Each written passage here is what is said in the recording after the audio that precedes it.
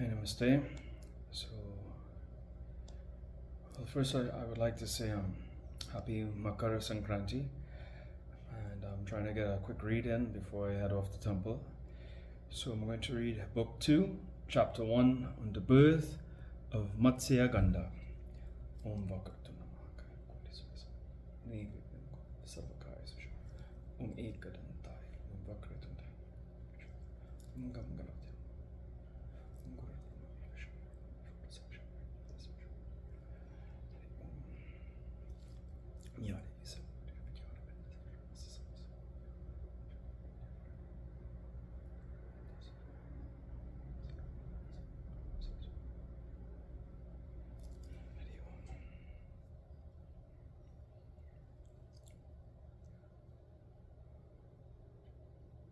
Hari Om Tat Sat. The Rishi said, O Sutta, your words sound wonderful to us indeed, but you have not as yet definitely spoken to us the original events in detail. So a great doubt has arisen in our minds. We know that the king Santanu married Vyasa's mother, Satyavati. Now say in detail in how Vyasa became her son, how such a chaste woman, Satyavati, remaining in her own house, came to be married again by Shantanu, and how the two sons came to be born out of Shantanu's sperm and Satyavati's ovum. Now, O highly fortunate Suvrata, kindly describe in detail this highly sanctifying historical fact. These rishis who are observing vows are desirous to hear of the birth of Vedavyasa and Satyavati.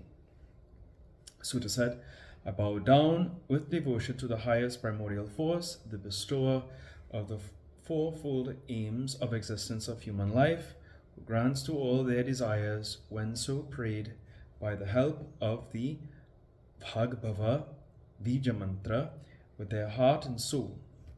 For the success of all their desires, the above Vija is so potent in its effect that even pronounced very lightly, even under a pretext, it grants all siddhis. So the Devi should be remembered by all means. And now, saluting her, I begin my narration of the auspicious Puranic events. In days gone, by there reigned a king named Uparichara.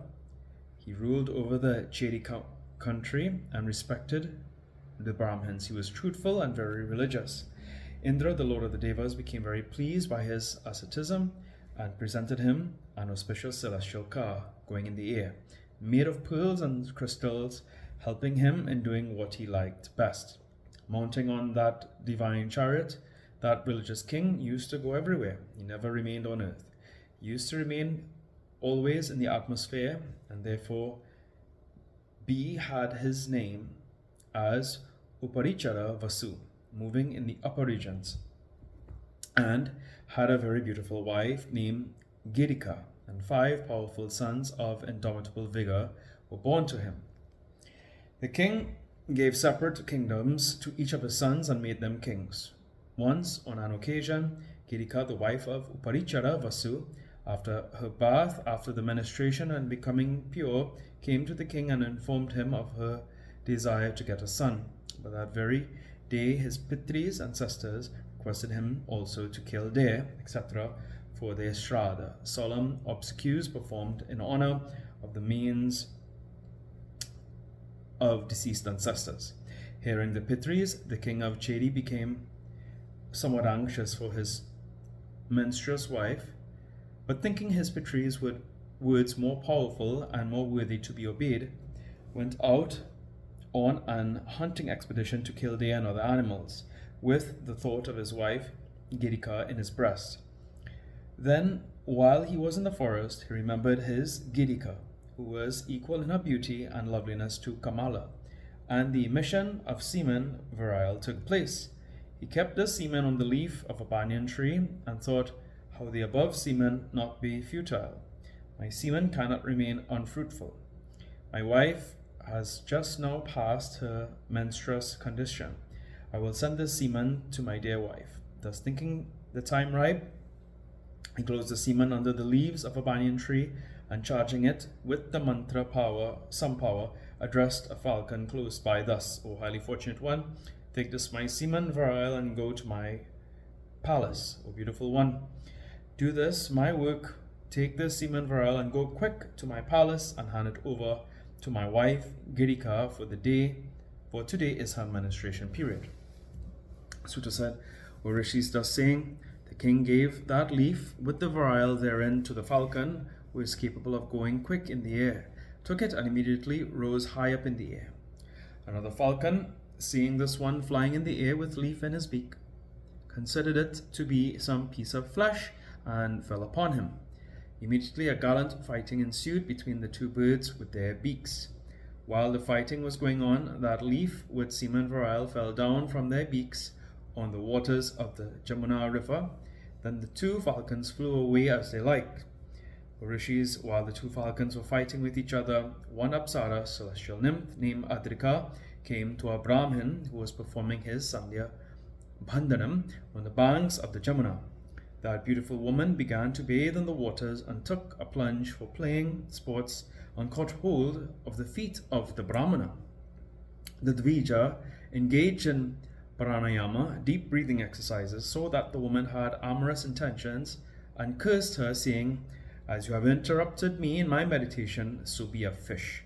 Adrika, one of the best apsaras, thus cursed, assumed the form of a fish, Safari, and spent her days in the Jamuna waters.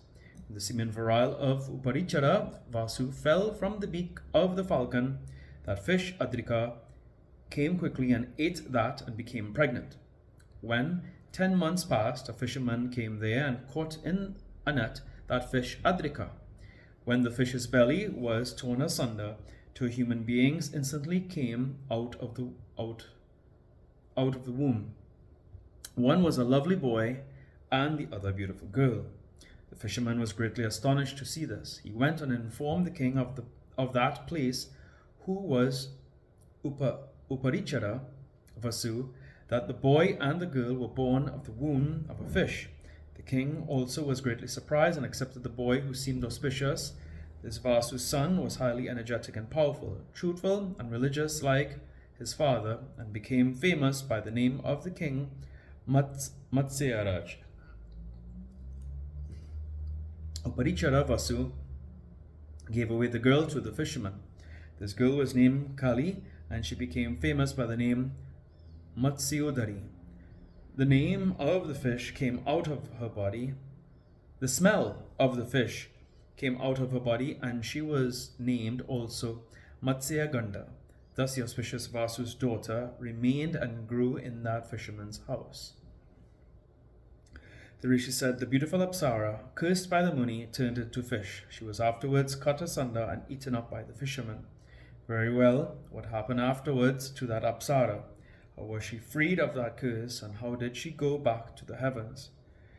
Thus questioned by the rishis, Sutta spoke as follows. When the Apsara was first cursed by the Muni, she was greatly astonished. She began to weep and cry like one greatly distressed, and afterwards began to praise him. The Brahmin, seeing her weeping, took pity on her and said, O good one, don't weep. I am telling you how your curse will expire. As an effect of having incurred my wrath, you'll be born as a fish, and when you will give birth to 2 human children, you'll be freed of your curse.